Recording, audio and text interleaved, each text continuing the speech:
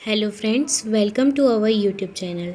आज की इस वीडियो में हम बीए सेकेंड ईयर के हिस्ट्री के पेपर 2 में आने वाले मेन ऑब्जेक्टिव्स के बारे में डिस्कस करने वाले हैं। सो स्टार्ट करते हैं फर्स्ट ऑब्जेक्टिव से, जिसमें पूछा गया है भारत में कौन से यूरोपियनों का 15वीं शताब्दी में आगमन हुआ है। तो अगर आपने ये सिलेबस को फुल कवर कर लिया है, पढ़ लिया है, तो आप बता सकते हैं कि फ्रांसीसी, डेन, पुर्तगाली, इन तीनों का ही आगमन 15वीं शताब्दी में हुआ है। तो ऑप्शन नंबर डी यहाँ पर करेक्ट आंसर है। नेक्स्ट क्वेश्चन है, यूरोप में से भारत में आने वाले समुद्री मार्ग की खोज किसने की थी। तो ऑप्शन नंबर सी यहाँ पर करेक्ट आंसर है, वास्को डी गामा ने की थी।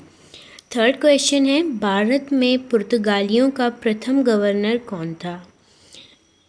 सो ऑप्शन नंबर बी इसका करेक्ट आंसर है, डी अल्मिज प्रथम गवर्नर था भारत में पुर्तगालियों का। तो आप ध्यान रखिएगा, इन ऑब्जेक्टिव्स के आने के चांसेस बहुत ज़्यादा हैं। ऑब्जेक्टिव यहीं से आएंगे क्योंकि इसमें सारे सिलेबस को कवर किया गया है। नेक्स्ट है, डेनमार्क के लोगों ने भारत में अपने उपनिवेशक किसे बेच दिए थे। सो इसका ऑप्शन नंबर डी ये करेक्ट आंसर है, अंग्रेज़ों को बेच दिए थे। नेक्स्ट है, भारत में कौन से यूरोपियन सबसे बाद में आए थे। डच, डेन, फ्रांसीसी या पुर्तगाली। सो इसका भारत में कौन से यूरोपियन सबसे बाद में आए थे, तो इसका करेक्ट आंसर है, फ्रांसीसी लोग सबसे बाद में आए थे। फ्रांसीसियों ने अपनी कंपनी की स्थापना कब की थी। सो ऑप्शन नंबर ए इसका करेक्ट आंसर है, 1611 में फ्रांसीसियों ने अपनी कंपनी की स्थापना की थी, पहली कंपनी की स्थापना।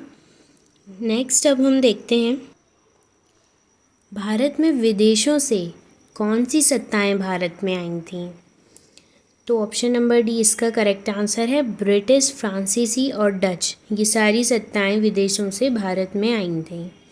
प्रथम कर्नाटक युद्ध कब हुआ था। तो इसका option number A correct answer है, 1743 और 1748 में कर्नाटक युद्ध हुआ था। पांडिचेरी की संधि कब हुई थी।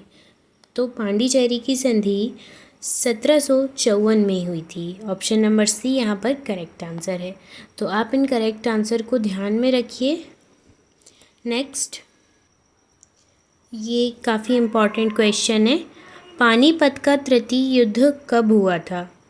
तो आप जानते ही हैं, 1761 में पानीपत का तृतीय युद्ध हुआ था। आप इसे सन को ध्यान में रखिएगा। और पानीपत का तृतीय युद्ध किसके बीच में हुआ था, ये भी आपसे पूछा गया है। इसका option number B correct answer है, मराठा अहमद शाह अब्दाली के बीच में ये तृतीय युद्ध हुआ था, आप ध्यान रखिएगा। नेक्स्ट क्वेश्चन है, भारत में ब्रिटिशों के आगमन के समय ब्रिटेन की महारानी कौन थी। तो एलिज़ाबेथ थी। ब्रिटिशों के आगमन के समय ब्रिटेन की महारानी एलिज़ाबेथ थी। ऑप्शन नंबर ए यहाँ पर करेक्ट आंसर है। प्लासी का युद्ध कब हुआ था। तो 23 जून 1757, आप ध्यान रखिएगा ये डेट को, प्लासी का युद्ध हुआ था। और नेक्स्ट क्वेश्चन में है, बक्सर का युद्ध कब हुआ था। तो आपको ये ध्यान में रखना है कौन कौन से युद्ध कब कब हुए थे। तो यहाँ से आपके डाउट क्लियर हो रहे हैं। बक्सर का युद्ध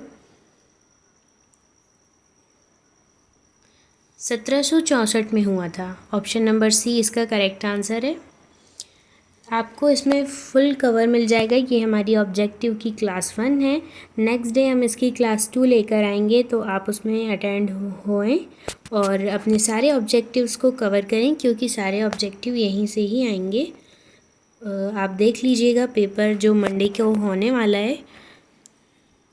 नेक्स्ट क्वेश्चन है, बंगाल में दोहरी शासन व्यवस्था लागू हुई। तो आपको बताना है कि बंगाल में दोहरी शासन व्यवस्था कब लागू हुई थी। 1765 को लागू हुई थी, आप याद कर लीजिए। प्लासी का युद्ध हुआ था। प्लासी का युद्ध अंग्रेज और सिराजुद्दौला के बीच में हुआ था। तो ऑप्शन नंबर ए यहाँ पर करेक्ट आंसर है। तो प्लासी का युद्ध किन किन के बीच में हुआ था इसमें ये बताना है। तो अंग्रेज और सिराजुद्दौला के बीच में ये युद्ध हुआ था।